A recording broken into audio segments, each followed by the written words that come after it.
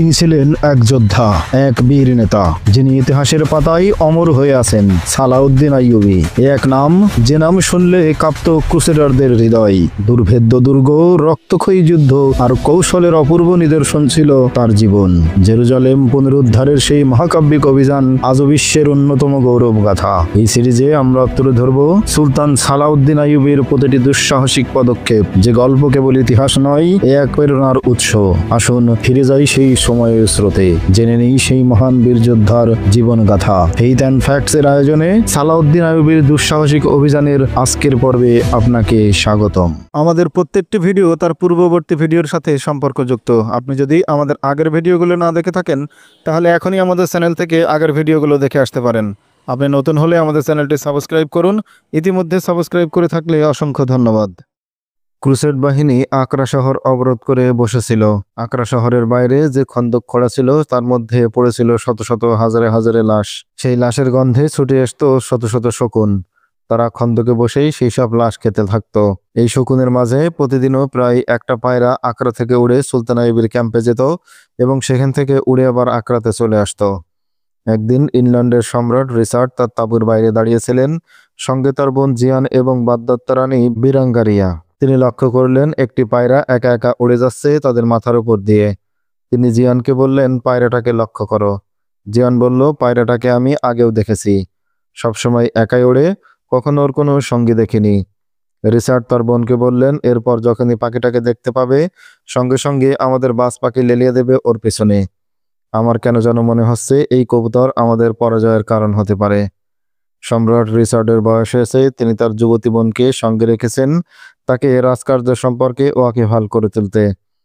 তার ইচ্ছা, বাইতুল মুকাদ্দাস জয় হয়ে গেলে দেশে ফিরেই তিনি তার বোনের বিয়ের দিকে মন দেবেন। এই বোনটির জন্য তার বড়ই মায়া হয়। কিছুদিন আগে বোন জিয়ানকে তিনি সিসিলের সম্রাটের সাথে বিয়ে দিয়েছিলেন, কিন্তু কপাল মন্দ বোনের। বিয়ের পরপরই সম্রাট মারা যান। বোন জিয়ান যৌবনকালে বিধবা হয়ে ফিরে আসে ভাইয়ের কাছে। সে এতই সুন্দরী ছিল যে হাজার নারীর মধ্যেও তার রূপ ঝলমল করত। মনে হতো রাজকুমারী এখানে একজনই আছে, আর সেই রাজকুমারীর নাম জিয়ান। জিয়ান সম্রাটের কথা শুনে হেসে দিল। জিয়ানের হাসি শুনে সম্রাট রিচার্ড তাকালেন তার দিকে, বলল, হাসছো কেন?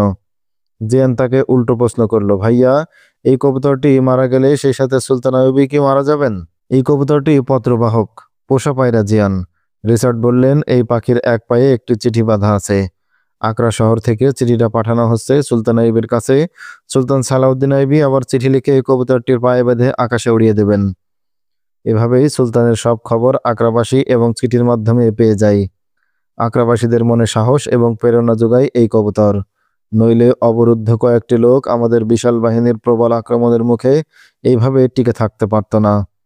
এত বিশাল বাহিনী থাকার পরও আপনার শহরটি গুড়িয়ে দিচ্ছেন না কেন? কারণ আমরা ওদের সাথে পারছি না। তুমি দেখতে পাচ্ছ, আমাদের পাথর বর্ষণের ফলে ওদের প্রাচীরের উপরের দিকে কয়েকটা স্থান ধসে গেছে। আমাদের নিক্ষিপ্ত অগ্নিতে শহরটি প্রায় ধ্বংসস্তূপে পরিণত হয়েছে, কিন্তু তারা অস্ত্র সমর্পণ করছে না। এই সাহসের পেছনে আছে সামান্য এই কবুতর। আমার দৃঢ় বিশ্বাস, কবুতরটি যদি সুলতানের সাথে তাদের যোগাযোগ না রাখতো, তবে অনেক আগেই তারা আত্মসমর্পণ করে ফেলতো। আপনার আসল লক্ষ্য তো জেরুজালেম, যা এখনো বহুদূর। আপনারা জেরুজালেম না গিয়ে এখানে বসে আছেন কেন? জিয়ান বলল, যদি আকরা দখল করতেই কয়েক বছর লেগে যায়, তবে কি আপনি আপনার জীবদ্দশায় জেরুজালেমের মুক্তি দেখে যেতে পারবেন? আমাদের গোয়েন্দারা বলছে আকরা শহরে মাত্র 10,000 সৈন্য আছে ওদের।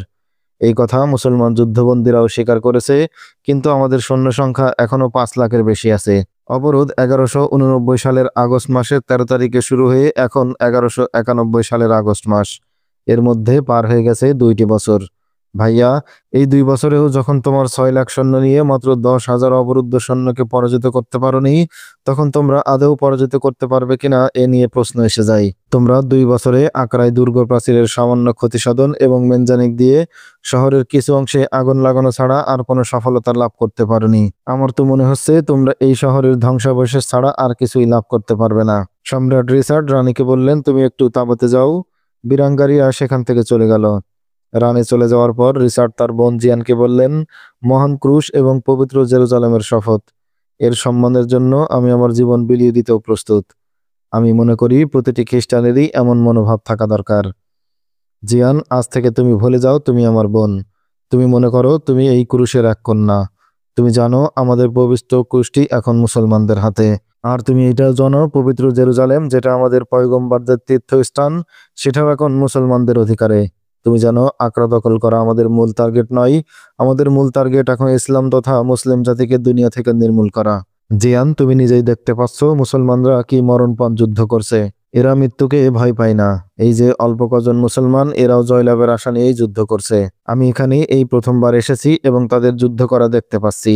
তাদের আবেগ ও প্রেরণার এই উন্মাদনার কথা গল্পে শুনেছি, এখন তা স্বচক্ষে দেখতে পেলাম। তবে আমি শুনেছি মুসলমানদের শুধু মেয়েরাই কব্জা করতে পারে। মুসলমানদের মধ্যে যে গৃহযুদ্ধ হয়েছিল তার পিছনে আমাদের মেয়েদের গুরুত্বপূর্ণ অবদান ছিল। ষড়যন্ত্র, ক্ষমতার লোভ, সম্পদের মোহ, মদ এবং নারীর নেশা মুসলমানদের মধ্যে আমাদের মেয়েরাই চালু করেছে। কিন্তু তারা সালাউদ্দিন আইবিকে কব্জা করতে পারল না কেন? প্রশ্ন করল জিয়ান। সালাউদ্দিন আইবি এক ইমানদার সাচ্চা মুসলমান।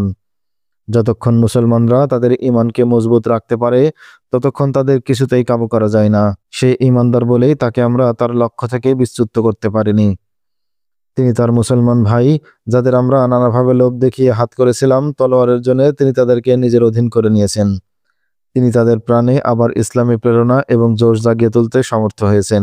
জিয়ান বলল, আমিও সেই সব মেয়েদের ত্যাগের কথা শুনেছি। তারা মুসলমান শাসনকর্তা এবং পদস্থ কর্মচারীদের বশ করে ইসলামের বহু ক্ষতি সাধন করতে সমর্থ হয়েছে। তারা সেখানে গোয়েন্দাগিরি এবং ষড়যন্ত্রে লিপ্ত থেকেও পুরোপুরি সফল হতে পারেনি। যদি তারা সফল হতো তবে আমাদের আজ নতুন করে লড়াইয়ে নামতে হতো না। জিয়ান, একবার ভেবে দেখো, তারা নিজেদের সামরিক শক্তি যদি নিজেদের উপর ব্যবহার না করে আমাদের উপর ব্যবহার করত, তাহলে কি অবস্থা হতো আমাদের? তাদের নিঃশেষ হওয়া শক্তির সাথেই আমরা পেরে উঠছি না। যদি সমগ্র জাতিকে এক করে তারা আমাদের বিরুদ্ধে একবার দাঁড়াতে পারত, তবে যিশুর সন্তানরা মাথা গোঁজার মতো একটা ঠাঁইও পেত না দুনিয়ার কোথাও। তাই আমাদের মেয়েদের সাধনা ব্যর্থ হয়েছে এমন কথা তুমি বলতে পারো না। আপনি এসব কথা আমাকে কেন শোনাচ্ছেন? জিয়ান বলল, আপনার কথাই নিরাশার ভাব লক্ষ্য করা যাচ্ছে। আমি কি আপনাকে কোনো সাহায্য করতে পারি? আমি তো তোমাকে শুরুতেই বলেছি, তুমি যে আমার বোন সেই কথা ভুলে যাও। তুমি এখন ক্রুশের কন্যা। এই ক্রুশের যুদ্ধে তোমাকেও গুরুত্বপূর্ণ ভূমিকা পালন করতে হবে এবং আমার বিশ্বাস তুমি তা পারবে। তুমি তো দেখতেই পাচ্ছ আমরা মুসলমানদের বিরুদ্ধে যুদ্ধ করলেও তাদের সাথে আপোষ আলোচনাও চলছে। আমরা একে অপরের সাথে দুধ বিনিময় করে চলেছি। আমার সাথে দেখা করার জন্য সুলতান আইবের ভাই তকিউদ্দিন এসেছিলেন। আমি তাকে আমাদের শর্তগুলো মেনে নিতে বলেছি, কিন্তু তিনি তা মানতে প্রস্তুত নন। আমি তাকে বললাম, তোমরা জেরুজালেম এবং মহান ক্রুশটি আমাদের দিয়ে দাও, আর যেসব এলাকার খ্রিস্টান শাসন ছিল সেই এলাকা ছেড়ে চলে যাও, আমরা ফিরে যাব। আমরা কোনো মুসলমানদের দেশ দখল করতে এখানে আসিনি। কিন্তু সুলতান আইবি এর একটি শর্তও মানতে রাজি হচ্ছেন না। আপনি নিজেই সালাউদ্দিন আইবির সাথে দেখা করছেন না কেন? তিনি আমার সঙ্গে কথা বলতে চান না। সম্রাট রিচার্ড বললেন, তিনি এখন অসুস্থ। মনে হয় তার ভাই তকিউদ্দিনই সালাউদ্দিনের নামে সব কাজকর্ম চালিয়ে নিচ্ছে। আমি তার মধ্যে একটি দুর্বলতা দেখেছি। সে সুন্দর এবং সুপুরুষ। তাকে আমার মনে হয়েছে প্রফুল্ল মনের এক সজীব মানুষ। আমি এই লোকটাকে আমার নিয়ন্ত্রণে আনতে চাই। আমি তাকে আমার বন্ধু এবং আত্মীয় বানাতে চাই। কিন্তু এই কাজ তো তোমার। আমি কেমন করে সেটার সমাধান করব? আপনি কি সেই ছলনার কাজ আমাকে দিয়ে করাতে চাচ্ছেন, যে কাজ আমাদের গোয়েন্দা সংস্থার ট্রেনিং প্রাপ্ত মেয়েরা করত? হ্যাঁ, রিচার্ড বললেন, তুমি তাকে জয় করো। ভালোবাসার অভিনয়ে বন্দি করো তাকে। বলো তাকে তুমি বিয়ে করতে চাও। আমি তোমার সব রকমের সাহায্য এবং মধ্যস্থতা করব। আমি তখন সালাউদ্দিনকে বলবো, আপনি সাগর উপকূলের রাজ্যগুলো আপনার ভাই এবং আমার বোনকে ছেড়ে দিন। আমি উভয়ের বিয়ের ব্যবস্থা করে দেব। তুমি তকিউদ্দিনকে বোঝাও সে যেন ইসলাম ধর্ম ত্যাগ করে খ্রিস্টান ধর্ম গ্রহণ করে। যদি তাতে রাজি না হয় তাতেও আপত্তি নেই। তাকে বলো সে তোমাকে গ্রহণ করলে চিরদিনের মতো খ্রিস্টান এবং মুসলমানদের দ্বন্দ্বের অবসান হয়ে যাবে। সে উপকূলীয় রাষ্ট্রগুলোর বাদশা হলে কোনো খ্রিস্টান সম্রাট আর তা দখল করতে আসবে না। আমি আশা করি তুমি তাকে সুলতান সালাউদ্দিন আইবির বিরুদ্ধে দাঁড় করাতে পারবে। জিয়ান কিছুক্ষণ নীরব থাকলো। সম্রাট রিচার্ড গভীর প্রত্যাশা নিয়ে তাকিয়ে রইল তার দিকে। জিয়ান দীর্ঘ নিঃশ্বাস ফেলে মুখ না তুলেই বলল, আচ্ছা, আমি চেষ্টা করে দেখব। মুসলমানদের এমনই ছলনা দিয়েই মারতে হয়। রিচার্ড বললেন, আমি যুদ্ধক্ষেত্রে এদের পরাজিত করতে প্রাণপণ চেষ্টা করব, কিন্তু সেই চেষ্টা দীর্ঘ সময়ের ব্যাপার। হয়তো সেই সময় পর্যন্ত আমি বেঁচেই থাকব না। আমাকে শীঘ্রই ইংল্যান্ড ফিরে যেতে হবে। সেখানকার অবস্থাও বেশি ভালো নয়। বিরোধী চক্র আমার অনুপস্থিতির সুযোগ গ্রহণ করার চেষ্টা করছে। যেই কবুতরটি রিচার্ডের মাথার উপর দিয়ে চলে গিয়েছিল সেটি সুলতান সালাউদ্দিন আইবের তাঁবুর উপর গিয়ে বসলো। এক রক্ষী দৌড়ে গিয়ে কবুতরের পায়ের বাঁধা চিঠি খুলে সুলতানের তাঁবুর মধ্যে নিয়ে গেল। সুলতান আইবি তখন অসুস্থতার কারণে খুবই দুর্বল অনুভব করছিলেন। চোখ বন্ধ করে শুয়েছিলেন তিনি। চিঠি এসেছে শুনেই তিনি ব্যস্ত হয়ে উঠে বসলেন। চিঠিটি রক্ষীর হাত থেকে নিয়ে পড়তে শুরু করলেন। আকরা শহরের সৈন্যদের সাথে সুলতানদের যোগাযোগের মাধ্যম ছিল এই পত্রবাহক কবুতর।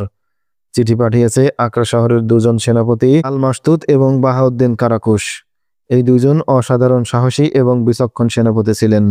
তারা জানিয়েছেন দীর্ঘদিন অবরোধে থেকে তাদের অবস্থা খুবই শোচনীয় হয়ে উঠেছে। শহর ধ্বংস হয়ে যাচ্ছে। শত্রু সেনারা কান পেতে আছে কখন আকরার সেনাদল অস্ত্র সমর্পণ করবে এই ঘোষণা শোনার জন্য। তবে তারা জানিয়ে দিয়েছে মুসলমান সৈন্য কোনোদিন অস্ত্র সমর্পণের ট্রেনিং পায়নি। এই চিঠিতে মাসতুদ এবং কারকুশ সুলতান আইয়ুবীকে আরও জানিয়েছেন যা তারা ইতিপূর্বে বহুবার সুলতান আইয়ুবীকে জানিয়েছেন। আপনি এমন আশা করবেন না যে আমরা জীবিত অবস্থায় আত্মসমর্পণ করব। তারা লিখেছে আপনি আপনার সঙ্গের সৈন্যদলদের বলবেন তারা যেন খ্রিস্টান বাহিনীর পশ্চাৎ দিক থেকে প্রবল আক্রমণ চালিয়ে ক্ষতিগ্রস্ত করে এবং সবসময় তাদের ব্যস্ত করে রাখে। সৈন্যদের আরে বলবেন আমরা শাহাদাতের পেয়ালা পান করার জন্য উন্মুখ হয়ে আছি, তারাও ইচ্ছা করলে আমাদের সঙ্গী হতে পারে। খ্রিস্টানদের আক্রমণে আকরা শহর অর্ধেকটা পড়ে গেছে। আমাদের 10,000 সৈন্যের অর্ধেক এরই মধ্যে শাহাদাতের পেয়ালা পান করে চলে গেছে আল্লাহর দরবারে। অবশিষ্ট 5,000 মুজাহিদ পূর্ণ আন্তরিকতা, নিষ্ঠা এবং ভয়শূন্য হৃদয়ে লড়াই চালিয়ে যাচ্ছে। আমাদের নিঃশেষ করার আগে কোনো বেদিন এবং কাফের এই শহরে ঢুকতে পারবে না। আপনি শহরবাসীর চেতনা এবং আবেগের কথা শুনলে অবাক হয়ে যাবেন। তারা দিনে একবেলা আহার করে আর 2 বেলার আহার সৈন্যদের জন্য পাঠিয়ে দেয়। আমাদের মেয়েরাও আমাদের সহযোগিতা করছে সর্বতোভাবে। তারা প্রত্যেকেই ঘরের পাশের ফাঁকা জায়গায় সবজি চাষ করছে যেন আমাদের দান করতে পারে। পুরুষের মতো মেয়েরাও এখন একবেলা খাবার গ্রহণ করছে। চিঠিতে প্রাচীরের অবস্থাও লিখেছেন তারা। লিখেছেন খ্রিস্টান সৈন্যরা মেনজানিক দিয়ে ক্রমাগত পাথর নিক্ষেপ করে শহরের প্রাচীর কয়েক স্থানে ভেঙে ফেলেছে। তবে প্রাচীরের উপরের অংশ নষ্ট হয়েছে, তাতে নিচের অংশ এখনো অটুট আছে। গম্বুজ ধসে পড়েছে। শত্রুরা শহরের বাইরের খন্দকের কয়েকটি স্থান তাদের সৈন্যদের লাশ দিয়ে ভরাট করে ফেলেছে। এই ভরাট করার কাজে তারা মৃত সৈন্য এবং মৃত ঘোড়া ব্যবহার করেছে। তার উপর মাটি দিয়ে তারা চলাচলের মতো রাস্তা বানিয়ে ফেলেছে। কিন্তু সেই পথে যখনই শত্রু প্রাচীরের কাছে আসতে চেষ্টা করছে তখন তাদের পরপারে পাঠিয়ে দিয়েছি। যুদ্ধের ব্যাপারে এখন আমাদের আরও নতুন নতুন পদ্ধতি উদ্ভাবন করা দরকার। আপনি যখন ঢোলের শব্দ শুনবেন তখন শত্রুর উপর পেছন থেকে প্রবল বেগে আক্রমণ করবেন। আমরা তখনই ঢোল বাজাতে আরম্ভ করব যখন ক্রুসেড বাহিনী প্রাচীরের উপর আক্রমণ চালাবে, অথবা আমরা শত্রুর উপর আক্রমণ করার আগেও ঢোল বাজাতে পারি যাতে আপনারাও তাদের উপর ঝাঁপিয়ে পড়তে পারেন। 2 দলের মাঝে ফেলে আমরা তাদের পিষে মারতে থাকব যতক্ষণ তাদের অস্তিত্ব থাকবে বা আমরা নিঃশেষ না হয়ে যাই। আমরা আরও চিন্তা করেছি রাতে গোপনে শহর থেকে বের হয়ে আমরা তাদের জাহাজে চড়াও হব এবং পেট্রোল ঢেলে তাতে আগুন ধরিয়ে দেব। আপনি আমাদের এই পরিকল্পনা অনুমোদন করলে জানাবেন। সুলতান আইয়ুবী দুর্বল শরীর এবং জ্বরের বেগ নিয়েই উঠে দাঁড়ালেন। তিনি কাতেবকে ডেকে চিঠির উত্তর লিখতে বসলেন। সুলতান তাঁবুর ভেতর পায়চারি করতে করতে বলছিলেন, কাতেব তার সঙ্গে সঙ্গে লিখে নিচ্ছিল। চিঠি লেখা শেষ হলে তিনি কাতেবকে বললেন, পুনশ্চ দিয়ে আরো লেখো, তোমাদের জন্য সামান্য সংখ্যক জানবাজ কমান্ডো সৈন্য পাঠালাম। কোনো খাদ্য সামগ্রী তাদের দেয়নি, নিতে অসুবিধা হবে বলে।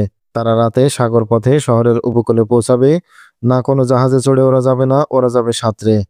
তোমরা ওদের শহরে ঢোকার পথ করে দেবে। আল্লাহর প্রিয় বান্দারা, এখন তোমাদের একমাত্র আল্লাহই সহায়। ইসলামের উপর এমন কঠিন সমস্যা চেপে আছে, এটার দোষ আমারই। আমি ক্রুসেড বাহিনী আকরাতে ডেকে এনেছিলাম বাইতুল মুকাদ্দাসকে বাঁচানোর জন্য। আমার ইচ্ছে ছিল শত্রুদের আমরা এখানেই ব্যস্ত রাখবো যাতে ধীরে ধীরে তাদের শক্তি এবং সাহস কমতে থাকে। শত্রুদের সমস্ত শক্তি এখানে নিঃশেষ করে দিতে পারলে তারা আর বাইতুল মুকাদ্দাসে অভিযান চালাতে পারবে না। অতএব তোমরা মনে রাখবে, তোমরা আকরা শহর বাঁচানোর জন্য লড়াই করছো না, বরং তোমরা জীবন বাজি রেখে যুদ্ধ করছো মসজিদুল আকসা এবং বাইতুল মুকাদ্দাস রক্ষা করার জন্য। এই চিঠি কবুতরের মাধ্যমে পাঠিয়ে দিয়ে সুলতান আইয়ুবী তার সেনাপতিদের ডাকলেন। তিনি তাদের বললেন, এখন প্রত্যেক কমান্ডার এবং সেনাপতির কাছে গিয়ে নির্দেশ দেওয়ার শক্তি এবং সময় আমার নেই। আমার শরীরে যেটুকু শক্তি অবশিষ্ট আছে তা আমি জিহাদের সর্বোত্তম পন্থায় ব্যয় করতে চাই। তোমরা তোমাদের সৈন্যদের বলো তারা যেন আল্লাহর রাসূল এবং তার মাধ্যমে আমরা যে দিন পেয়েছি সেই দিনের জন্য স্বয়ংক্রিয় পদ্ধতিতে যুদ্ধ শুরু করে। আমি যদি তাদের নির্দেশ দিতে নাও পারি, জিহাদের জন্য আল্লাহ এবং কোরআনের যে নির্দেশ এবং নির্দেশনা রয়েছে তা স্মরণ করে ওরা যেন যুদ্ধ চালিয়ে যায়। এ কথা যেন কেউ চিন্তা করে না তারা সুলতান আইয়ুবীর আদেশে এবং তার জন্য লড়ছে। তোমাদের এই কথা আমি এই জন্যই বললাম, এমন সময় আসতে পারে যখন সৈন্যদের নির্দেশ দেওয়ার মতো তোমরা আর বেঁচে থাকবে না। আমি জানি আমার মতোই তোমরাও তোমাদের জীবন আল্লাহর কাছে বিক্রি করে দিয়েছো। এই জীবনের মূল্য আল্লাহ কি দেবেন তা তিনিই ভালো জানেন। এই নিয়ে কোনো চিন্তা করার সময় এখন আমাদের হাতে নেই। সুলতান আইয়ুবের এই ভাষণ যেমন ছিল আবেগদীপ্ত, তেমনি উদ্দীপনাময়। তার আবেগ এমন অবস্থায় ছিল, মা তার শিশুকে হারিয়ে ফেললে যে অবস্থার সৃষ্টি হয় অনেকটা সেই রকম। সুলতান আইয়ুবের উপদেষ্টা কাজী বাহাউদ্দিন সাদ্দাত তার ইতিহাস গ্রন্থে লিখেছেন, এই সময় আমি সুলতান আইয়ুবীকে অনেকবার বলেছি, সুলতান তোমার শরীর এবং স্বাস্থ্যের দিকে একটু নজর দাও। তুমি তোমার দেহটাকে এভাবে ধ্বংস করে দিতে পারো না। আল্লাহকে স্মরণ করো, জয় পরাজয় তো তারই হাতে। সুলতানের চোখে তখন অশ্রু বয়ে যেত। তিনি আবেগ কম্পিত কণ্ঠে বলতেন, বাহাউদ্দিন, আমি বাইতুল মুকাদ্দাস এবং মসজিদুল আকসা খ্রিস্টানদের দ্বারা কলঙ্কিত হতে দেব না। আমি সেই পবিত্র স্থান অপবিত্র হতে দেব না যেখান থেকে আমাদের প্রিয় নবী আল্লাহর দরবারে গিয়েছিলেন।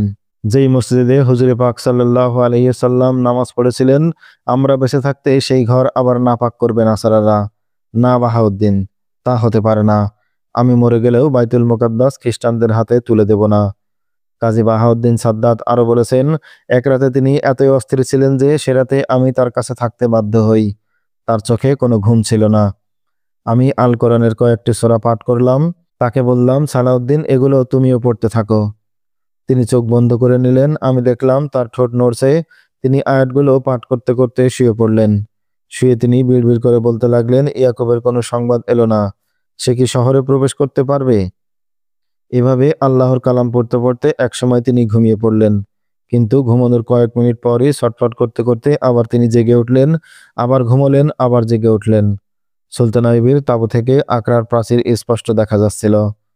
শহরের বাইরের ক্রুসেড বাহিনীর সমাবেশকে মনে হচ্ছিল মৃত পোকামাকড়ের উপর এক দঙ্গল ডাসা পিঁপড়ে বসে আছে। পোকাটাকে ঢেকে ফেলেছে পিঁপড়ের ঝাঁক। রাতে আকরার প্রাচীরের উপর মশালের চলাফেরা লক্ষ্য করছিল সুলতান আইয়ুবের সৈন্যরা। দেখছিল কিভাবে খ্রিস্টানদের নিক্ষেপ করা আগুনের গোলাগুলো প্রাচীরের উপর দিয়ে ভেতরে গিয়ে পড়ছে। প্রাচীর থেকেও গোলা ছুটে আসছে বাইরের খ্রিস্টান বাহিনীর উপর। সুলতান আইয়ুবী তার কমান্ডোদের বললেন, যাও আক্রমণ চালাও। কমান্ডো বাহিনী ছুটে গেল শত্রুর দিকে। তীব্র আঘাত হানল খ্রিস্টান বাহিনীর উপর। আকরার মাটিতে লুটিয়ে পড়ছিল রক্তাক্ত লাশের স্তূপ। আহতদের চিৎকারে ভারী হয়ে উঠছিল রাতের আকাশ। ঘুমের মধ্যে সুলতান আইয়ুবী বারবার ইয়াকুব ইয়াকুব বলে নৌবাহিনীর এক ক্যাপ্টেনকে ডাকছিলেন। ইয়াকুব নৌবাহিনীর এক সাহসী ক্যাপ্টেন। তার নেতৃত্বেই আকরা শহরের একদল কমান্ডো পাঠিয়ে দিয়েছিলেন তিনি। সমুদ্র উপকূল ঘেরাও করে রেখেছিল খ্রিস্টান বাহিনী। সেই বাহিনীর চোখ এড়িয়ে তাদের পৌঁছাতে হবে শহরে। শহরের 3 দিকে ছিল সমুদ্র বেষ্টিত। বিশাল সমুদ্র উপকূল জুড়ে নোঙর করা ছিল ক্রুসেড বাহিনীর যুদ্ধ জাহাজগুলো। এদের দৃষ্টিকে ফাঁকি দিয়ে শহরে অস্ত্র এবং খাদ্য সামগ্রী পাঠানো ছিল প্রায় অসম্ভব। সুলতান আইয়ুবী ক্যাপ্টেন ইয়াকুবকে বললেন, শহরে খাদ্য এবং অস্ত্র পাঠানো দরকার। ইয়াকুব বলল, আপনি অনুমতি দিলে এই দায়িত্ব আমি নিতে পারি। এভাবে ক্যাপ্টেন ইয়াকুব নিজেই এক কঠিন দায়িত্ব কাঁধে তুলে নেন। ক্যাপ্টেন ইয়াকুব ছিলেন হলবের অধিবাসী। চাকরি জীবনের শুরুতে যোগ দিয়েছিলেন সুলতান আইয়ুবের স্থল বাহিনীতে। সেখান থেকে তাকে নেওয়া হয় কমান্ডো দলে। কমান্ডো ট্রেনিং শেষে তাকে নৌবাহিনীতে নিয়োগ দেওয়া হয়। তার সৈন্য সংখ্যা ছিল 625। ওইখান থেকে 400 সৈন্য তিনি রাতের আধারে আকরায় পাঠিয়ে দিলেন। অবশিষ্ট 225 জন সৈন্য নিয়ে ইয়াকুব বৈরুত চলে গেলেন। সেখান থেকে অস্ত্রশস্ত্র এবং খাদ্য বোঝাই করলেন। জাহাজে খাদ্য সামগ্রী এবং অস্ত্র বোঝাই করে তিনি আবার আকরার পথ ধরলেন। তিনি জাহাজে প্রচুর খাদ্য সামগ্রী তুলেছিলেন, যা দিয়ে আকরাবাসীর দীর্ঘদিন খেয়ে পরে যুদ্ধ করতে পারবে। ইয়াকুব তার সৈন্যদের বললেন, আমাদের যান চলে যেতে পারে, কিন্তু এই রসদপত্র আকরা পৌঁছাতেই হবে। ক্রুসেড বাহিনী আমাদের উপকূলে ভিড়তে দেবে না। উপকূলের কয়েক মাইল দূরে জাহাজ নোঙর করা হবে। সেখান থেকে রাতের আধারে নৌকা নিয়ে তোমরা চলে যাবে। আকরা পৌঁছাতে পারলে মাল খালাস করে আবার ফিরে আসবে। এভাবেই সব মাল আমাদের খালাস করতে হবে। 1191 সালের 8ই জুন ইয়াকুবের জাহাজ আকরা থেকে তখনও কয়েক মাইল দূরে ক্রুসেড বাহিনীর 40টি যুদ্ধ জাহাজ ইয়াকুবের জাহাজকে ঘিরে ফেলল। ইয়াকুব জাহাজের ক্যাপ্টেনকে বললেন, জাহাজ আকরার দিকে চলতে থাকবে। ওরা বাধা দিলে যুদ্ধ হবে, কিন্তু জাহাজের গতি কমবে না। ক্রুসেড বাহিনী তাদের থামতে বলল, কিন্তু জাহাজ তো থামলই না। উপরন্তু ইয়াকুবের সৈন্যরা ক্রুসেড বাহিনীর দিকে তাক করে কামানের গোলা চলতে লাগলো। 40টি জাহাজ একযোগে আক্রমণ করলো তাদের। তারা প্রাণপণে যুদ্ধ করলো। যুদ্ধ চলছিল, জাহাজও আকরার দিকে অগ্রসর হচ্ছিল। ইয়াকুবের জানবাজ সৈন্যরা ক্রুসেড নৌবহরের প্রচুর ক্ষতি সাধন করলো। 4টি জাহাজ ডুবে গেল ক্রুসেড বাহিনীর। ইয়াকুবের জাহাজ তখনও ছুটছে উপকূলের দিকে। কিন্তু তার গতি পড়ে গেছে। খ্রিস্টানদের গোলার আঘাতে ছিন্ন ভিন্ন হয়ে গেছে জাহাজের পাল। ফরাসি ঐতিহাসিক ডিভেনসুপ লিখেছেন, তারা যখন যুদ্ধ করছিল তখন মনে হচ্ছিল তারা কেউ মানুষ নয়, ভূতের মতো তারা লড়ছে এবং অকাতরে প্রাণ দিচ্ছে। কিন্তু তারা ঘেরাও থেকে বের হতে পারল না। ইয়াকুবের অর্ধেক সেনা তীর এবং গোলার আঘাতে মারা গেল। আহত এবং রক্তাক্ত অবস্থায় লড়তে লাগলো বাকি সৈন্যরা। ইয়াকুব যখন দেখলো জাহাজের পাল ছিন্ন ভিন্ন হয়ে যাওয়ার কারণে জাহাজের গতি কমে গেছে এবং খ্রিস্টান নৌবাহিনীর সৈন্যরা তীর খেয়েও ছুটে আসছে জাহাজের দিকে, তখন তার বুঝতে বাকি থাকলো না অচিরেই খ্রিস্টান সৈন্যরা জাহাজে উঠে আসবে এবং জাহাজ দখল করে নেবে। তখন ইয়াকুব তার জানবাজদের ডেকে বলল, আল্লাহর কসম, আমরা সম্মানের সাথে মরব। শত্রুরা এই জাহাজ দখল করতে ছুটে আসছে, কিন্তু এর খাদ্য সামগ্রী এবং অস্ত্রশস্ত্র আমরা শত্রুদের হাতে তুলে দিতে পারি না। তোমরা হাতিয়ার ফেলে হাতে কুড়াল তুলে নাও, জাহাজে কুড়াল মেরে ডুবিয়ে দাও এই জাহাজ। জাহাজের মধ্যে পানি ঢুকলে সহজেই এটা ডুবে যাবে। তখন আর ক্রুসেড বাহিনী আমাদের মান সামান হস্তগত করতে পারবে না। প্রত্যক্ষদর্শীদের বর্ণনায় জানা যায়, যেসব সৈন্যরা জীবিত ছিল তারা পাতাটনের নিচে গিয়ে জাহাজ ভাঙা শুরু করলো। জাহাজের তল ছিদ্র হলে সাগরের পানি জাহাজে প্রবেশ করতে শুরু করলো। কোনো সৈন্যই জাহাজ থেকে বেরিয়ে সাঁতরে বাঁচার চেষ্টা করেনি। সকলেই জাহাজের সাথে সমুদ্রের তলে ডুবে গেল। আল্লাহু আকবার। সুলতান আইবি যখন এই মর্মান্তিক ঘটনা শুনলেন তখন তিনি তাঁবু থেকে বের হলেন। তার ঘোড়া সর্বদা প্রস্তুত থাকে। তিনি লাফিয়ে ঘোড়ায় চড়ে হুকুম দিলেন, জলদি দফ এবং নাকারা বাজাও। সঙ্গে সঙ্গে দফ এবং নাকারা বেজে উঠল। এটা আক্রমণের সংকেত।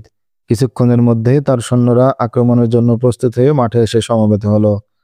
সুলতান আইবি সমবেত সৈন্যদের লক্ষ্য করে বললেন, মুজাহিদ ভাই সব, আজ শত্রুদের ব্যূহ ভেদ করে আকরার প্রাচীরের কাছে পৌঁছাতে হবে তোমাদের।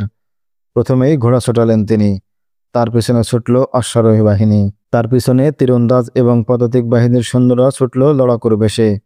তীব্র বেগে তারা যখন ছুটে গেল ক্রুসেডদের বিশাল বাহিনীর কাছে, ওরা প্রথমে ভয় পেয়ে পিছিয়ে গেল কয়েক কদম। কিন্তু ততক্ষণে মুজাহিদ বাহিনী ঝাঁপিয়ে পড়েছে তাদের উপর। বাধ্য হয়ে রুখে দাঁড়াতে হলো ওদের। দৃশ্যত এই আক্রমণ দেখে মনে হচ্ছিল মুজাহিদরা এলোপাতাড়ি আঘাত হানছে।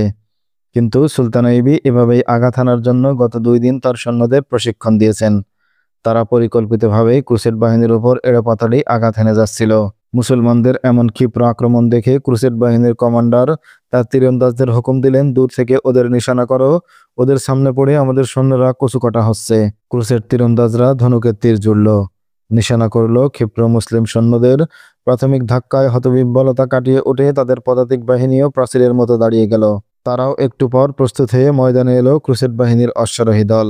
তীরন্দাজ বাহিনী তীর বর্ষণ করছিল, কিন্তু তাতে মোটেই ভড়কালো না মুসলিম বাহিনী। তারা তাদের গতি অব্যাহত রেখেই সামনে এগিয়ে গেল। এই আক্রমণের নেতৃত্ব দিচ্ছিলেন সুলতান আইবি নিজে। তাকে বেষ্টন করে এগিয়ে যাচ্ছিল মামলুক সেনাদল। তারা এগোচ্ছিল বিদ্যুৎ গতিতে। ক্রুসেড তীরন্দাজরা নিশানা ঠিক করার সুযোগ পাচ্ছিল না। তারাও এলোপাতাড়ি তীর ছুড়তে আরম্ভ করল। ময়দানে ক্রুসেডের সংখ্যা ছিল বেশুমার।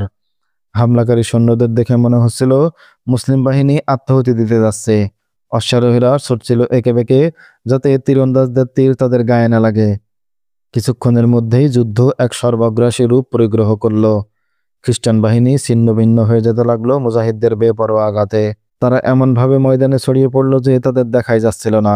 ময়দানে শুধু খুদ খ্রিস্টান বাহিনীর সৈন্যই দেখা যাচ্ছিল।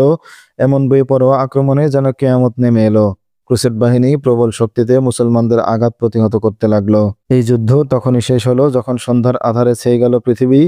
খ্রিস্টানদের বহু সৈন্য হতাহত হলো। ময়দানে পড়ে রইল অসংখ্য লাশ এবং আহত সৈনিক। কিন্তু এত কিছুর পরও মুসলিম বাহিনী কাঙ্ক্ষিত সফলতা লাভ করতে পারল না। যেই প্ল্যানে সুলতান আইবি আক্রমণ চালিয়েছিলেন সেই পরিকল্পনা সফল হলো না তার। তিনি আকরার প্রাচীর পর্যন্ত পৌঁছতে পারলেন না। এমন আক্রমণ এটাই প্রথম এবং শেষ নয়। আকরার অবরোধের 2 বছর কেটে গেল। এই 2 বছরের মধ্যে সুলতান আইবি পিছন থেকে এমন আকস্মিক এবং বেপরোয়া আক্রমণ বহুবার চালিয়েছেন। প্রত্যেক আক্রমণেই জানবাজ সৈন্যরা বীরত্বের নজিরবিহীন দৃষ্টান্ত স্থাপন করে। ইতিমধ্যে সুলতান আইবির সাহায্য এসে গেল মিশর থেকে। হলব এবং হারানের আমিরদের দেয়া সৈন্য এবং রসদ সাহায্য পাওয়া গেল সামান্য পরিমাণে। ছুটিতে যাওয়া সৈন্যরাও নিজ নিজ ক্যাম্পে গিয়ে কাজে যোগ দিল। তাদের একটা অংশ সামিল হলো সুলতানের সাথে। যুদ্ধ চলতে লাগলো তীব্র থেকে তীব্রতর। বিশাল বাহিনী আর প্রচুর লড়াইয়ের পরেও ক্রুসেড বাহিনী আকরা শহরে প্রবেশ করতে পারল না। অবরোধ করতে এসে তারা নিজেরাই এখন অবরোধের মধ্যে পড়ে গেল। এভাবে দীর্ঘদিন কেটে গেল। খ্রিস্টান সৈন্যদের অন্তরে ভয় ঢুকে গেল। কারণ প্রতিদিনই তাদের সংখ্যা অল্প অল্প করে কমছিল। তাদের মনে হলো এভাবে চলতে থাকলে তারা কেউ জীবিত দেশে ফিরে যেতে পারবে না। তার আগেই কোনো একদিন সেও ময়দানে লাশ হয়ে পড়ে থাকবে। তখন তার সাথীরা সেই লাশ কোনো খন্দকে ফেলে দিয়ে ভরাট করবে এবং তারপর মাটি ফেলে দিয়ে তার উপর দিয়ে তারা তৈরি করে নেবে তাদের চলাচলের পথ। ক্রুসেড বাহিনীর সংখ্যা যেমন ছিল অপরিমেয়, তেমনি তাদের লাশের সংখ্যাও ছিল অগণিত। এত বেশি লাশের সংখ্যা দেখে সাহসী খ্রিস্টান সৈন্যদের মনোবল ক্রমে আরো কমতে লাগলো।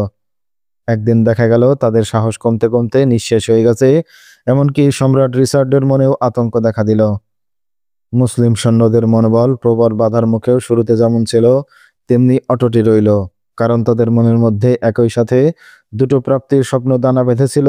এর যে কোনো একটি পেলেই তারা খুশি, আর সেই স্বপ্ন দুটো ছিল বিজয় অথবা শাহাদাত। এ সময় সম্রাট রিচার্ড সুলতানাইবের কাছে সন্ধির দূত বিনিময় শুরু করেন। রিচার্ডের দূত আসত সুলতান তকিউদ্দিনের কাছে। তকিউদ্দিন সন্ধির শর্তাবলী এবং প্রস্তাব সুলতানাইবের কাছে পৌঁছে দিতেন। রিসাদের দাবি ছিল দুটো: বাইতুল মুকাদ্দাস, যাকে তারা জেরুজালেম বলে, সেটা তাদের কাছে হস্তগত করা, আর হাতিনের যুদ্ধের ময়দান থেকে পাওয়া পবিত্র কুশটি তাদেরকে ফেরত দেওয়া। প্রথম দিকে দাবি ছিল তিনটি। অপর দাবিটি ছিল এ যাবৎ সুলতানাইবি খ্রিস্টানদের কাছ থেকে যেসব এলাকা দখল করেছেন তা ফেরত দেওয়া। এখন এই দাবিটি তিনি ছাড় দিতে সম্মত হয়েছেন। সুলতানাইবি জেরুজালেমের নাম শুনলেই উত্তেজিত হয়ে উঠতেন, কিন্তু তবুও তিনি সন্ধির ব্যাপারে আলোচনা চালিয়ে যেতে তকিউদ্দিনকে পরামর্শ দেন। তাকে বলেন, তুমি সম্রাট রিচার্ডের সাথে কথা চালিয়ে যাও। প্রায় সব ঐতিহাসিক একমত যে সম্রাট রিচার্ড এবং তকিউদ্দিন এই আলোচনা চালাতে গিয়ে একে অন্যের বন্ধু হয়ে গিয়েছিলেন। তকিউদ্দিন যখন সম্রাট রিচার্ডের কাছে যেতেন, তখন তার বোন জিয়ানও তাদের কাছে থাকত। এত বন্ধুত্ব এবং ঘনিষ্ঠতা সত্ত্বেও তকিউদ্দিন সম্রাট রিচার্ডের শর্ত মেনে নিতে পারছিলেন না। এই মেলামেশা এবং দেখা সাক্ষাতের মধ্যেও আকরার যুদ্ধ সমান্তালে চলছিল। রক্তারক্তি আরো তীব্রতর হচ্ছিল। আকরার অবরুদ্ধবাসীদের অবস্থা আরো করুণ এবং শোচনীয় হয়ে উঠেছিল। ইউরোপীয় সম্রাটদের মধ্যে ফ্রান্সের সম্রাট আগাস্টাস এবং ইংল্যান্ডের সম্রাট রিচার্ড, এরা দুজনেই ক্রুসেড যুদ্ধের নেতৃত্ব দান করছিল। ভাইজান, জিয়ান তার ভাই রিচার্ডকে বলল, আমি কিন্তু সফলতা লাভ করতে যাচ্ছি। সুলতান তকিউদ্দিন আমার ভালোবাসা গ্রহণ করেছেন, কিন্তু আমি তার মধ্যে সেই দুর্বলতা দেখতে পাচ্ছি না যে দুর্বলতার কথা আপনি মুসলমান আমির এবং নেতাদের সম্পর্কে বলে থাকেন। সে আমাকে বিয়ে করতে রাজি হয়েছে, কিন্তু তার ধর্ম ত্যাগ করতে রাজি হয়নি। সে বরং আমাকেই তা আমার ধর্ম ত্যাগ করে ইসলাম ধর্ম গ্রহণ করতে বলছে। আমার মনে হচ্ছে তুমি তাকে তোমার রূপের জাদুতে বশ করতে পারোনি, যেমনটি পারে আমাদের প্রশিক্ষণপ্রাপ্ত মেয়েরা। রিচার্ড বললেন, তকিউদ্দিন এখনো ইমানের বলে যথেষ্ট বলিয়ান, আমি নিজেই তার সাক্ষী। আমি তাকে বলে দিয়েছি, যদি তুমি জিয়ানকে বিয়ে করতে চাও তবে তোমাকে খ্রিস্টান ধর্ম গ্রহণ করতে হবে, আর তোমার ভাইয়ের কাছে দাবি জানাতে হবে তারা যেন উপকূলীয় রাজ্যগুলো তোমাকে দিয়ে দেয়। ওখানে কেবল তোমাদের দুজনের শাসন চলবে। রিচার্ড বললেন, সে তার উত্তরে বলে কি জানো, যদি ধর্মই ত্যাগ করতে হয় তবে এত রক্তক্ষয়ের কি প্রয়োজন ছিল? আমি তাকে জিজ্ঞেস করেছি, তুমি কি আমার বোনকে ভালোবাসো, পছন্দ করো? সে উত্তরে বলে কি জানো, সে বলে, সে কথা তোমার বোনকেই জিজ্ঞেস করো। আমি তাকে ততটুকু ভালোবাসি সে যতখানি আমাকে ভালোবাসে, তার বেশিও নয় কমও নয়। আমি তাকে বলেছি তার সাথে মেলামেশা এবং ভালোবাসাতে আমার কোনো আপত্তি নেই, কিন্তু তোমাদের ভালোবাসা যদি তোমাদের মনকে এক সূত্রে বাঁধতে না পারে তবে সেখানে আমি বিয়েতে রাজি হই কি করে? আগে তোমরা এই ব্যাপারে একমত হও।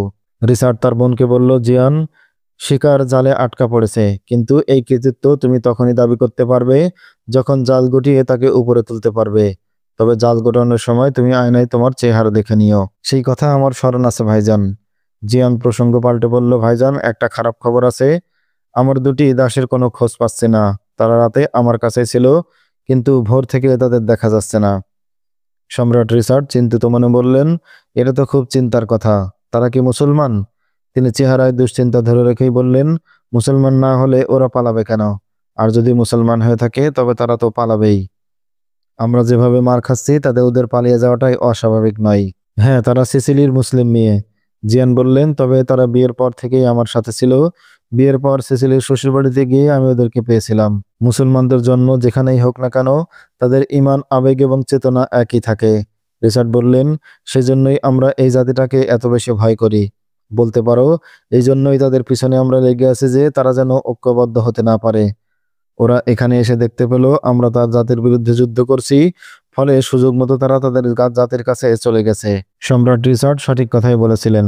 ভাই বোন যখন খ্রিস্টান শিবিরে এসে এসব আলাপ করছিল, সে সময় ওই দুই মেয়ে বসা ছিল সুলতানাইবের সামনে।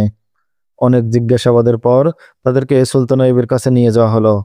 তারা সুলতানের সাথে দেখা করতে চাচ্ছিল। তারা বলছিল, আমাদের কিছু কথা আছে যা সুলতান আইয়ুবের কাছেই আমরা বলতে চাই। তাদেরকে সুলতান আইয়ুবের সামনে হাজির করলে তারা সুলতান আইয়ুবকে জানালো, আমরা সিসিলিতে জন্মগ্রহণ করেছি এবং সেখানেই প্রতিপালিত হয়েছি। শৈশবেই আমরা রাজবাড়ির কাজে নিযুক্ত হই। রাজবাড়িতেই আমাদের কৈশোর এবং যৌবনের দিনগুলো অতিবাহিত হয়েছে। রাজকুমারী জিয়ান রানী হয়ে আমাদের সম্রাটের কাছে এলে আমাদের চেহারা সুরত এবং শারীরিক গঠন দেখে আমাদের দুজনকে রানী জিয়ানের সেবিকা হিসেবে নিযুক্ত করা হয়। সিসিলিতে সেই সময় মুসলমানদের সংখ্যা প্রায় খ্রিস্টানদের কাছাকাছি ছিল। এই কারণে সেখানে ইসলামী সভ্যতা এবং সংস্কৃতি যথেষ্ট সজীব ছিল। আমরা মেয়ে হলেও ধর্মের প্রতি ছিল আমাদের আন্তরিক টান এবং ভক্তি। মেয়েরা সুলতানকে জানালো, জিয়ান যখন বিধবা হয়ে গেল তখন সম্রাট রিচার্ড তার বোনকে নিজের কাছে নিয়ে এলো। জিয়ানের দাসী হিসেবে আমরা চলে এলাম তার সাথে। এখানে এসে দেখতে পেলাম আমাদের প্রভুরা আমাদের ধর্ম এবং জাতির বিরুদ্ধে কেবল যুদ্ধ করছে না, বরং ইসলামকে দুনিয়ার বুক থেকে মিটিয়ে দেওয়ার জন্য নানা রকম ষড়যন্ত্র করছে। এতে আমাদের মন খুবই ক্ষুব্ধ হয়ে উঠল। আমরা তখন তার কাছ থেকে পালিয়ে আসার সিদ্ধান্ত নিলাম। মাননীয় সুলতান, আপনি বলুন, আমরা কি মুসলমান নই? আমাদের দেহে কি মুসলিম পিতার রক্ত বইছে না? তাহলে কি করে আমরা মুসলমানদের বিরুদ্ধে যারা যুদ্ধ করছে তাদের সাথে থাকতে পারি? কাফেরদের বিরুদ্ধে এই জিহাদে আমরা শরিক হতে চাই। আপনি আমাদের মনের বাসনা পূরণ করুন এবং আমাদের ময়দানে যাওয়ার অনুমতি দিন। এক হারা চমৎকার স্বাস্থ্যের অধিকারী এই মেয়ে দুটি শুধু শারীরিক গঠনেই আকর্ষণীয় ছিল না, কথাবার্তায় যথেষ্ট চটপটে এবং বুদ্ধিমতী মনে হলো। সুলতান তাদের কাছে জানতে চাইলেন, তোমরা ষড়যন্ত্রের কথা বললে কি ধরনের ষড়যন্ত্রের খবর তোমরা জানো? তারা বলল, রাজকুমারী জিয়ান সম্রাট রিচার্ডের নববধূকে বলছিল, সুলতান সালাউদ্দিনের ভাই তকিউদ্দিনকে জালে আটকে ফেলেছি। ওকে জালে আটকেছিস নাকি নিজে তার জালে ধরা দিয়েছিস? ওই একই কথা। সে বলল, তকিউদ্দিনের অন্তরে আমার জন্য যেমন ভালোবাসা সৃষ্টি হয়েছে তেমনি তাকেও আমি ভালোবেসে ফেলেছি। তাহলেই মরেছিস। ওরকম শত্রুকে কেউ ভালোবাসা দেয়? তোকে তো ভালোবাসতে বলা হয়নি, ভালোবাসার অভিনয় করতে বলা হয়েছ। তাই তো করছি। তকিউদ্দিনকে বলেছি, তুমি তোমার ধর্ম বদলে আমাদের ধর্ম গ্রহণ করলো, তাইলে আমাদের বিয়ে হয়ে যাবে। জিয়ান বলল, তারপরে সুলতান আইয়ুবকে হত্যা করা এবং জেরুজালেম পুনর্দখল করা কোনো কঠিন কাজ হবে না। এই মেয়েরা সুলতানকে জানালো, তকিউদ্দিন এবং জিয়ান এরা পরস্পর কখন কোথায় সাক্ষাৎ করে। তারা বলল, এই সংবাদ আপনাকে জানানোর জন্যই আমরা পালিয়ে এসেছি। সুলতান আইয়ুবী মেয়ে দুটিকে সসম্মানে দামেস্কে পাঠানোর ব্যবস্থা করলেন।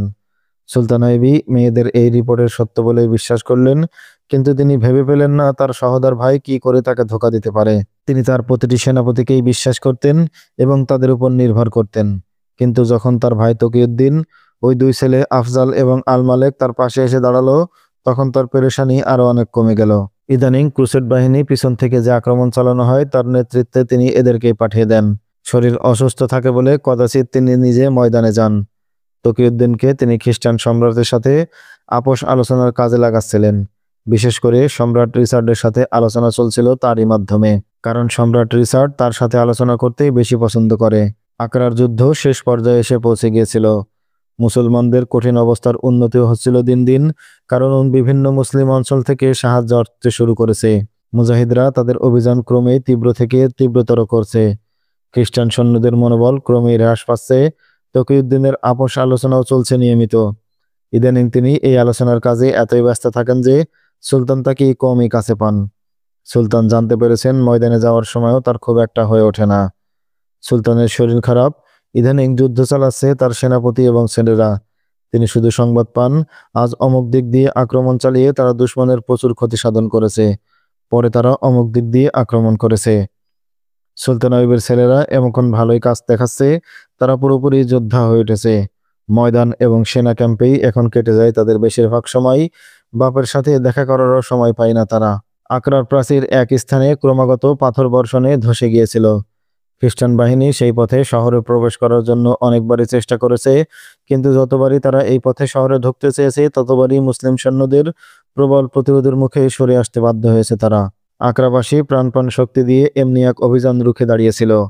দূর থেকে দেখা যাচ্ছিল দুপক্ষের মধ্যে তুমুল যুদ্ধ চলছে, উভয় পক্ষই মরিয়া হয়ে লড়ছে। ফলে হতাহত এবং লাশের স্তূপ বেড়ে যাচ্ছে ক্রমাগত। সেই মুহূর্তে এক সেনাপতি পত্রবাহক কবুতরের পায়ে একটি চিঠি বেঁধে আকাশে উড়িয়ে দিল। চিঠিতে সে লিখল, আগামীকাল সকাল পর্যন্ত যদি আমাদের কাছে কোনো সাহায্য না পৌঁছয় আর আপনি বাইরে থেকে আমাদেরকে অবরোধ ভাঙতে না পারেন, তবে শহরের পতন ঠেকিয়ে রাখা অসম্ভব হয়ে দাঁড়াবে, কারণ শহরের শিশুরা ক্ষুধার জ্বালায় চিৎকার করছে, শহর পুড়ে ধ্বংস হচ্ছে, সৈন্য সংখ্যা আর সামান্যই রয়েছে, যারা বেঁচে আছে তাদের অনেকেও আহত, বাকিরা দীর্ঘ একটানা যুদ্ধে ক্লান্ত, লাশের মতোই এখন অসাড় হয়ে গেছে তাদের দেহগুলো। সুলতান আইয়ুবী চিঠি পড়ে কেঁদে ফেললেন। তিনি তার সমস্ত বাহিনীকে একত্রিত করলেন, সমস্ত শক্তি একত্রিত করে তিনি 2 রাকাত নফল নামাজ পড়লেন।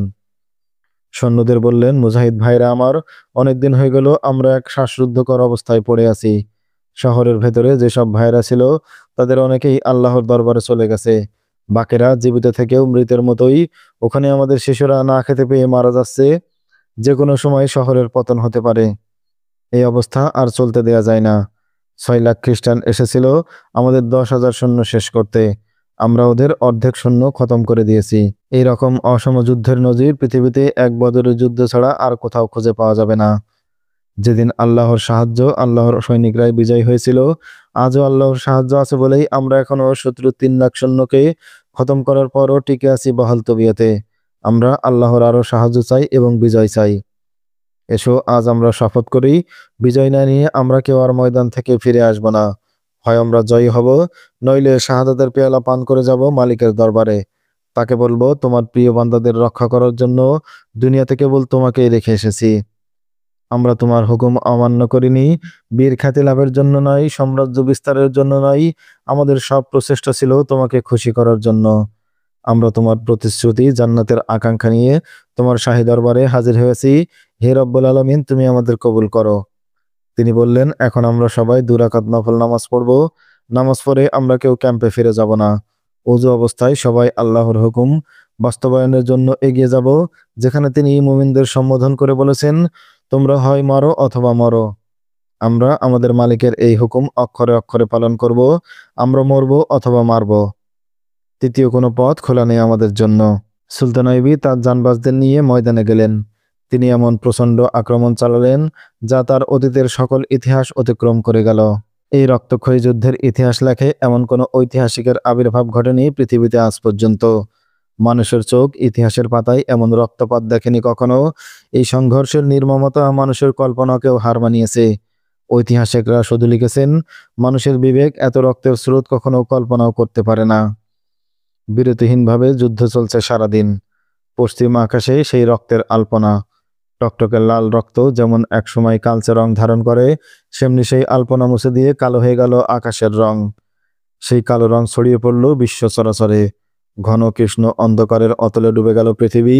আকরার শহর, খ্রিস্টানদের ক্যাম্প, মুসলিমদের তাঁবু সব তলিয়ে গেল সেই অন্ধকারে। রাত নেমে এলো, মেঘে ঢাকা অন্ধকার রাত। আকাশে তারা নেই, চাঁদ নেই, আছে শুধু ভয়ঙ্কর ভীতিকর অন্ধকার। কিন্তু যুদ্ধ বন্ধ হলো না। সুলতান আইয়ুবীর সৈন্যদের জীবনে সেই অন্ধকার কেটে আসবে কি দিনের আলো? পারবেন কি সুলতান আকরা রক্ষা করতে, বাইতুল মুকাদ্দাস রক্ষা করতে, নাকি খ্রিস্টানরা আবারও বাইতুল মুকাদ্দাসের উপর তাদের আধিপত্য বিস্তার করবে? জানতে হলে অপেক্ষা করুন আমাদের পরবর্তী ভিডিওর। সেই পর্যন্ত সকলে ভালো থাকবেন। দেখা হবে নতুন ভিডিওতে। আল্লাহ হাফেজ। আসসালামু আলাইকুম ওয়া রাহমাতুল্লাহ।